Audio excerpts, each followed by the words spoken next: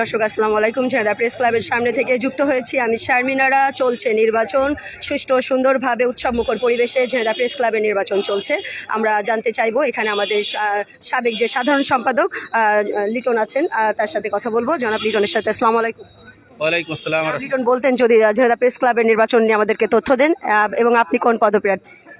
আমি আমিনুল ইসলাম লিটন, বর্তমান ঝিনাইদহ প্রেস ক্লাবের সেক্রেটারি আছি। এবার প্রতিযোগিতাও করছি এই সেক্রেটারি পদেই। আমাদের এই ঝিনাইদহের ঐতিহ্যবাহী প্রেস ক্লাব, এখানে এই প্রেস ক্লাবটি 1966 সালে প্রতিষ্ঠিত। এই প্রেস ক্লাবের প্রতিষ্ঠানের পর থেকে আমি সদস্য হয়েছি 1998 সালে। এই 98 সালে সদস্য হওয়ার পর থেকে আমি কোনো না কোনো পদে থাকতাম, কিন্তু গত স্বৈরাচার শাসক আমলে তো 10 বছর কোনো নির্বাচন হয়নি। 5ই আগস্টের পরে দেশের নতুন স্বাধীনতা ফিরে পাওয়ার পরে আমরা এই দায়িত্বভার গ্রহণ করি নতুন কমিটি, এবং স্বৈরাচার যারা ছিল তারা, তাদের কোনো পত্রিকা ছিল না, কাগজ ছিল, তারা সব পালিয়ে চলে যায়। তারপর আমরা এই প্রেস ক্লাবের দায়িত্বভার নিয়ে এ পর্যন্ত এই কয় মাসে অনেক উন্নয়নমূলক কাজ করেছি। ধরেন টিভি কেনা, কম্পিউটার কিনা, টেবিল চেয়ার কিনা, টাইলস করা, রং করা, অন্যান্য মেরামত দিয়ে আমরা যতদূর পারি করেছি। আগামীতেও আরও উন্নয়ন করব। এই প্রেস ক্লাবের যে 64 জন সদস্য ছিল, ভুয়া সদস্যগুলো বাদ দিয়ে এখন 28 জন সদস্য আছে। এই 28 জন সদস্য এই বাংলাদেশের প্রথম স্ট্রিমের কাগজ এবং প্রথম স্ট্রিমের টিভি মিডিয়া। এখানে আমরা যারা আছি এখানে সবাই এখন ভালো, আর এখানে কোনো দুর্নীতিবাজ নেই, কোনো চাঁদাবাজ নেই। আছে, এরপরেও 2 একজন আছে, থাকবে না তা না।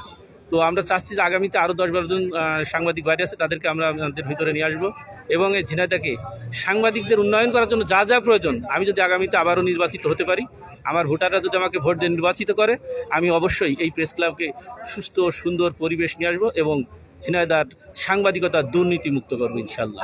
আর একটু জানতে চাই, ঝিনাইদহের 22 লক্ষ লোক তাকিয়ে আছে সাংবাদিক মহলের দিকে। তারা সাংবাদিকরা হচ্ছে সমাজের দর্পণ। তো সাংবাদিক দর্পণ হিসাবে আপনার কাছে জানতে চাই, নারী সাংবাদিক, আপনাদের ঝিনাইদহে নারী সাংবাদিকদেরকে নিয়ে কাজ করার কি আছে কোনো আপনাদের চিন্তাধারা আছে? সারা বাংলাদেশে বিভিন্ন জেলাতেই নারী সাংবাদিক আছে।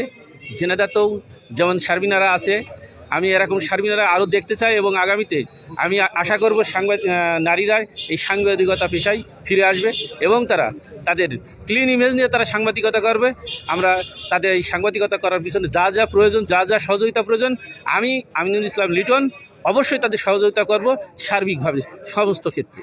আপনাদের ক্লাবের বাইরেও তো আছে অনেক সাংবাদিক। আমাদের ক্লাবের বাইরে যারা আছে, যারা প্রথম স্ট্রিমের কাগজ যেগুলো আছে, আগামী জানুয়ারি থেকে ফেব্রুয়ারি মাসের ভিতরে তাদেরকে আমি আহ্বান করব ঝিনাইদহ প্রেস ক্লাবে তাদের অ্যাপ্লিকেশন করতে। তারা অ্যাপ্লিকেশন করলে আমরা যাচাই বাছাই করে অবশ্যই আমাদের সংবিধান অনুযায়ী সম্মত হলে আমরা তাদেরকে সদস্য বানিয়ে নেব।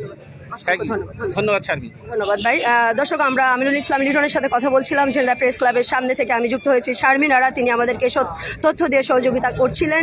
যেমনটি তিনি জানাচ্ছিলেন, সাংবাদিকরা দর্পণ আমাদের সমাজের, তারা চতুর্থ স্তম্ভ। তাদের মাধ্যমে যেন আমাদের জনগণ, ঝিনাইদহবাসী যারা আছে, 22 লক্ষ মানুষ যেন সুষ্ঠু ধারার সাংবাদিকতা তারা দেখতে পায়, এবং আমাদের মধ্য দিয়ে যেন তারা সুষ্ঠু ধারা, চিন্তাধারা এবং সঠিক তথ্যটি তারা তুলে ধরতে পারে, সেই আহ্বান জানাবেন ঝিনাইদহের সকল সাংবাদিককে আমিনুল ইসলাম লিটন। তিনি যদি বিজয়ী হন, তেমনটি আমাদেরকে বলছিলেন।